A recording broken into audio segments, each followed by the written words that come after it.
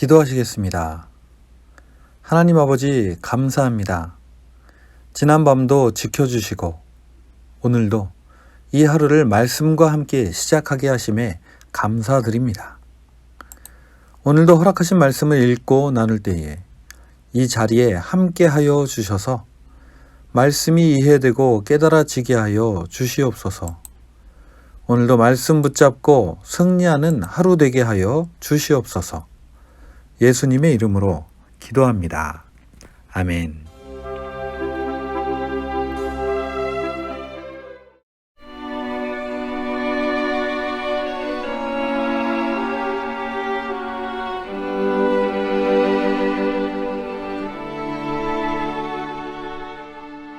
제9장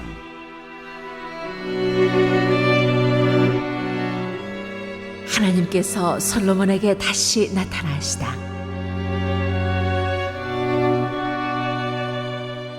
솔로몬이 주님의 성전과 왕궁 짓는 일과 자기가 이루고 싶어 한 모든 것을 끝마치니 주님께서는 기브온에서 나타나신 것과 같이 두 번째로 솔로몬에게 나타나셔서 그에게 말씀하셨다. 네가 나에게 한 기도와 간구를 내가 들었다. 그러므로 나는 네가 내 이름을 영원토록 기리려고 지은 이 성전을 거룩하게 구별하였다. 따라서 내 눈길과 마음이 항상 이곳에 있을 것이다. 너는 내 앞에서 내 아버지 다윗처럼 살아라. 그리하여 내가 네게 명한 것을 실천하고 내가 네게 준 율례와 규례를 온전한 마음으로 올바르게 지켜라. 그리하면 내가 네 아버지 다윗에게 이스라엘의 왕좌에 앉을 사람이 그에게서 끊어지지 아니할 것이라고 약속한 대로 이스라엘을 다스릴 네 왕좌를 영원히 지켜주겠다. 그러나 너와 네 자손이 나를 따르지 아니하고 등을 돌리거나 내가 네게 일러준 내 계명과 율례를 지키지 아니하고 갯길로 나아가서 다른 신들을 섬겨 그들을 숭배하면 나는 내가 준 그 땅에서 이스라엘을 끊어버릴 것이고 내 이름을 기리도록 거룩하게 구별한 성전을 외면하겠다. 그러면 이스라엘은 모든 민족 사이에서 한낱 속담거리가 되고 웃음거리가 되고 말 것이다. 이 성전이 한때 아무리 존귀하게 여김을 받았다고 하더라도 이곳을 지나가는 사람마다 놀랄 것이고 어찌하여 주님께서 이 땅과 이 성전을 이렇게 되게 하셨을까 하고 탄식할 것이다. 그러면서 그들은 이스라엘 백성이 자기들의 조상을 이집트 땅으로부터 이끌어내신 주 그들의 하나님을 버리고 다른 신들에게 미혹되어 그 신들에게 절하여 그 신들을 섬겼으므로 주님께서 이 온갖 재앙을 그들에게 내리셨다 하고 말할 것이다. 안녕하세요. 6월 10일 목요일입니다. 오늘은 열왕기상 9장을 살펴보도록 하겠습니다. 9장은 솔로몬이 20년 만에 성전과 왕궁을 짓는 일을 끝마치자 하나님께서 나타나셔서 말씀하시는 장면이 기록되어 있습니다. 하나님은 과연 솔로몬에게 어떤 말씀을 하고 계실까요? 하나님께서는 솔로몬에게 4가지의 말씀을 하고 계십니다. 솔로몬은 지난 20년간 정신없이 성전과 왕궁을 짓고 증거궤도 옮겨 놓았으니 이제 한시름 놓았을 것입니다. 그런데 바로 그때 하나님이 나타나셨습니다. 하나님께서는 앞장인 8장에서 살펴보았던 솔로몬의 기도와 간구를 들으셨다고 말씀하십니다. 그래서 그의 간구를 들으시고 이 성전을 거룩하게 구별하겠다고 하십니다. 그러면서 하나님의 눈길과 마음이 항상 이곳에 있을 것이라고 말씀하십니다. 솔로몬의 간구가 응답을 받은 것입니다. 이제 솔로몬은 하나님의 응답도 받았으니 더 이상 바랄 것이 없었을 것입니다. 그러나 하나님의 말씀은 이것이 다가 아니었습니다. 성전이 잘 건축되고 하나님의 관심이 항상 그곳에 있다 하더라도 그보다 더 중요한 것이 있었습니다. 하나님은 이어서 이렇게 말씀하십니다. 너는 내 앞에서 내 아버지 다윗처럼 살아라. 성전을 잘 지었다. 내 왕궁도 참 훌륭하게 잘 지었구나. 참 장하다. 수고 많았다. 라고 하실 줄 알았는데 그 다음에 바로 하시는 말씀은 하나님 앞에서 너의 아버지 다윗처럼 살라는 말씀입니다. 다윗은 성전을 짓지도 않았고 솔로몬처럼 지혜롭지도 않았습니다. 하지만 하나님은 솔로몬에게 너의 아버지 다윗처럼 살라고 말씀하십니다. 그러면서 하시는 말씀이 내가 내게 명한 것을 실천하라고 하십니다. 너에게 준 율례와 규례를 온전한 마음으로 올바르게 지키라고 말씀하십니다. 무슨 말씀인가요? 하나님께서 보시기에 성전보다 더 중요한 것은 하나님의 율례와 규례를 지켜 하나님만을 섬기며 그의 안에서 살아가라는 것입니다. 그것도 마지못해 하는 것이 아니라 온전한 마음으로 올바르게 살라는 것입니다. 왜 율례와 규례를 온전한 마음으로 지키는 것을 강조하시는 것일까요? 하나님은 또 이렇게 말씀하십니다. 그리하면 내가 너의 아버지 다윗에게 이스라엘의 왕좌에 앉을 사람이 그에게서 끊어지지 아니할 것이라고 약속한 대로 이스라엘을 다스릴 내 왕좌를 영원히 지켜주겠다. 그렇습니다.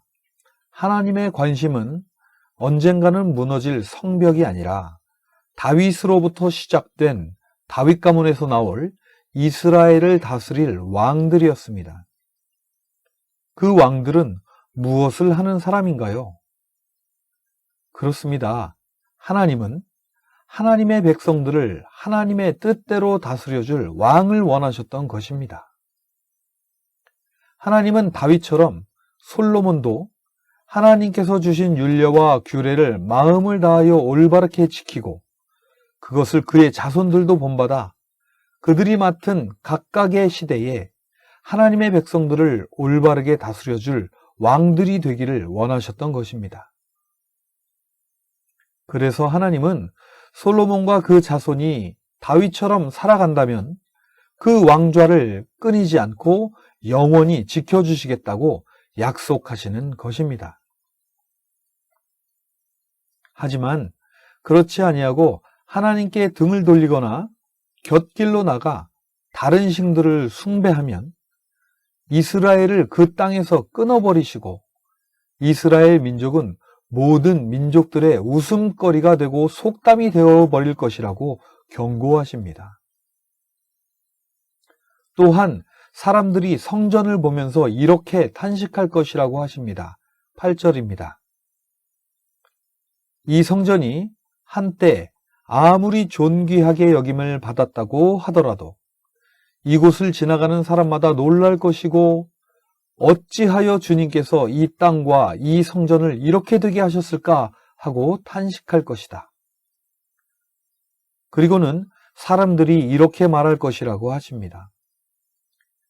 이스라엘 사람들이 하나님을 버렸기 때문에 이런 재앙을 당했다. 그렇습니다. 하나님께서는 성전보다 신실한 하나님의 사람을 원하셨던 것입니다. 그런데 하나님의 경고 이후에 10절부터 나오는 두 가지의 이야기는 뭔가 불편한 내용이 기록되어 있습니다.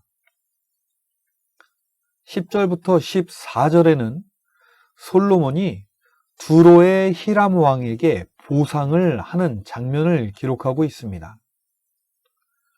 두로의 히람 왕은 솔로몬이 성전과 여러 건축물을 잘 지을 수 있도록 백향목과 잣나무와 금을 보내주었던 사람입니다. 그래서 솔로몬은 그 대가로 갈릴리 땅 중에 20개의 성읍을 줍니다.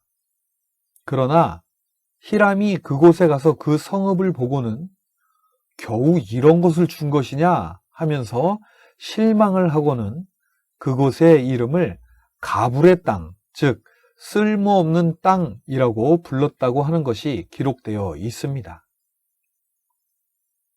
그리고 15절부터 기록된 내용은 솔로몬의 공사가 매우 컸기 때문에 할 수 없이 강제 노역군을 동원할 수밖에 없다라고 하는 이야기인데요. 솔로몬은 가나안 족속들 가운데서 살아남은 자들을 노예로 삼아 강제 노역을 시켰고 이스라엘 사람 가운데는 그 누구도 노예로 삼지 않았다고 합니다.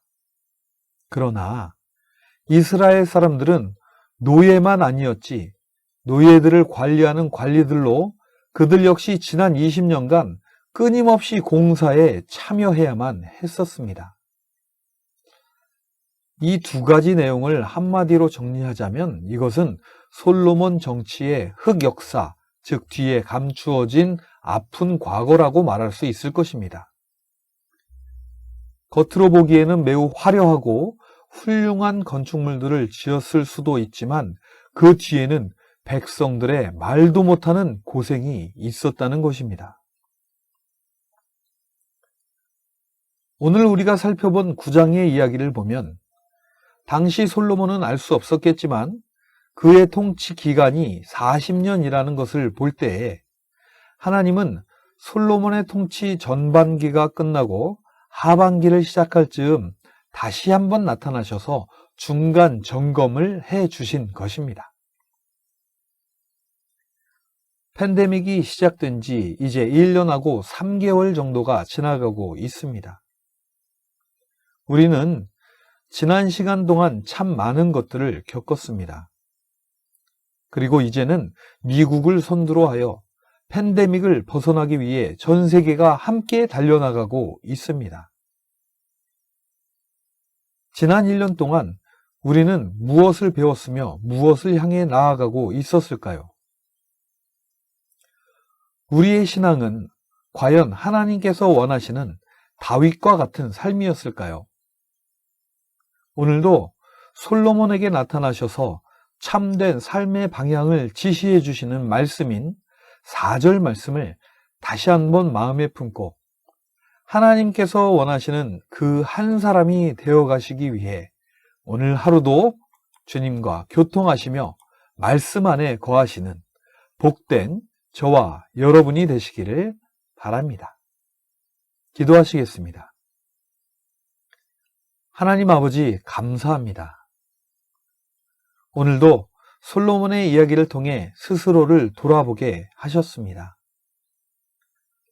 인생의 중요한 시점마다 하나님은 늘 나타나셔서 저희들의 삶의 방향을 지시해 주십니다. 언제나 사랑으로 말씀해 주시는 그 음성을 잘 듣고 스스로를 돌아보아 하나님 주시는 영원한 생명의 길을 가는 우리 모두 되게 하여 주시옵소서. 언제나 말씀으로 우리들의 길을 비춰주시는 우리 주 예수님의 이름으로 기도합니다. 아멘.